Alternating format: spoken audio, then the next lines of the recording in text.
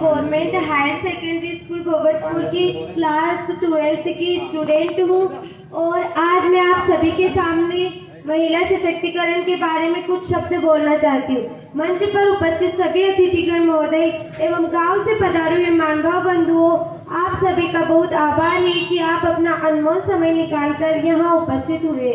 तो मैं आप सभी के सामने महिला सशक्तिकरण के बारे में कुछ शब्द बोलना चाहती हूँ। अब आप लोग सोच रहे होंगे कि महिला सशक्तिकरण होता क्या है। महिलाओं को प्रत्येक क्षेत्र में बिना किसी भेदभाव के कार्य करने के अधिकार को ही महिला सशक्तिकरण कहा जाता है। अब आप लोग ये भी सोच रहे होंगे कि महिलाएं करती तो है सभी क्षेत्र में काम।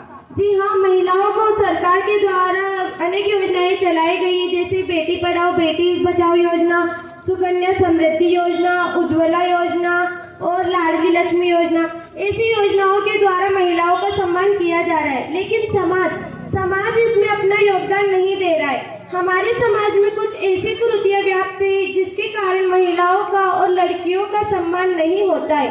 तो मेरा उनसे अनुरोध है कि वो अपनी सोच को बदले, अपनी मानसिकता को बदले, ताकि हमारे समाज में लड़कियों का सम्मान हो और वो आगे बढ़े और हमारे गांव का, हमारे देश का, हमारे समाज का नाम रोशन करे।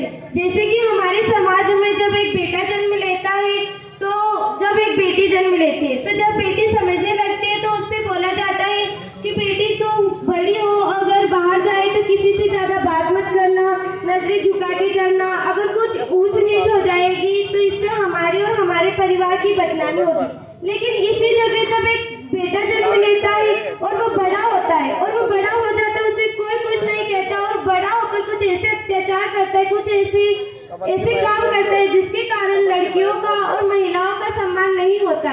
तो ये सब किस कारण होता है? क्योंकि बेटी और बेटे में भेदभाव किया जाता है। और हाँ, यहाँ पर जितने भी अभिभावक हैं, मैं उनसे कहना चाहूंगी कि आप अपनी बेटियों को पढ़ने के लिए बाहर भी भेजें। जैसे कि ग्रामीण स्तर पर हम कक्षा 10वीं 12वीं तक तो सब कुछ पढ़ा ही लेते, लेकिन जब बाहर भेजने की बात आती है तो कोई बाहर नहीं भेजना चाहता है। तो वो अपनी बेटियों को पढ़ने के लिए बाहर क्यों नहीं भेजना चाहते? क्योंकि उनके मन में डर होता है कि यदि हम अपनी बेटी को पढ़ने के लिए बाहर भेजेंगे और यदि उसके साथ कुछ गलत हुआ तो इससे हमारे परिवार की बहुत बदनामी होगी। तो जितने भी लोग यहाँ पर उपस्थित हैं, जैसे कि न्यू जनरेशन आ रही है, तो उनकी सोच, उन्हें अपनी सोच को बदलने की जरूरत है कि जितनी भी लड़कियां होती हैं वह सभी हमारी माता बहनें जैसे ही होती है।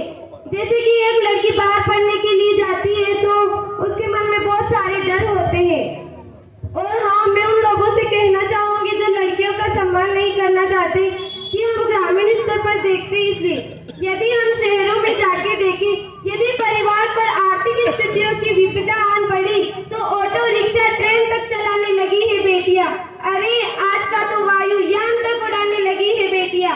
और कितने उदाहरण बताओ, वीर जवानों की शहादत को कंधा देकर शमशान घाट तक जा पहुंची है बेटियां। हमारे देश के अलग अलग हिस्सों में हमारे देश की रक्षा के लिए खड़ी है बेटियां। फिर क्यों एक बेटी के सपनों को तोड़ा जाता है? क्यों उनकी आशाओं के दीपक को बुझाया जाता है? क्यों उन्हें पढ़ने के लिए बाहर नहीं भेजा जाता है? अरे जितनी भी माता बहनें हैं, उनसे मैं कहना चाहूंगी कि हम सभी को अपनी लड़ाई खुद लड़नी होगी। हमें आत्मनिर्भर बनना होगा और हमें आत्मनिर्भर बनने के लिए कड़ी मेहनत करनी होगी, ताकि कोई हमारे आत्मसम्मान को ठेस ना पहुंचा सके। यदि हम आत्मनिर्भर बन जाएंगे तो किसी की हिम्मत नहीं होगी कि वो हमारे आत्मसम्मान को ठेस पहुंचा सके। जैसे कि यहाँ पर जितने भी अभिभावक मंच पर उपस्थित हैं और जितनी भी महिलाएं बैठी हुई, उनमें से जरूर कुछ महिलाएं ऐसी हैं जो यहाँ पर बैठने के लिए पदस्थ है, लेकिन क्यों वो यहाँ पर आके नहीं बैठी? क्योंकि समाज के डर की वजह से। क्योंकि समाज के लोग ऐसे बोलेंगे कि इतने सारे लोग बैठे हुए हैं और वो अकेली महिला उन सभी लोगों के बीच में बैठी हुई। लेकिन ऐसी सोच नहीं रखनी चाहिए। हम सभी को अपनी सोच को बदलना चाहिए। लड़कियां भी उस पद तक पहुंच सकती है जहां तक लड़के पहुंच सकते हैं। और हाँ, जितने भी अभिभावक हैं उनसे मैं कहना चाहूंगी कि आप अपनी बेटी को चांद के जैसा मत बनाओ। आप अपनी बेटी को चांद के जैसा मत बनाओ कि सब उसे चाह करके देखें, बल्कि आप अपनी बेटी को सूरज के जैसा बनाओ। आप अपनी बेटी को सूरज के जैसा बनाओ कि उसे देखने से पहले लोगों की नजर नीचे झुक जाए। जी, यही मैं अपनी वाणी को विराम देते हुए 2 पंक्तियों खत्म करना चाहूंगी कि कोमल है कमजोर नहीं, कोमल है कमजोर नहीं, तू शक्ति का नाम ही नारी है। जग को जीवन देने वाली मौत भी तुझसे हारी है, जग को जीवन देने वाली मौत भी तुझसे हारी है। जय हिंद।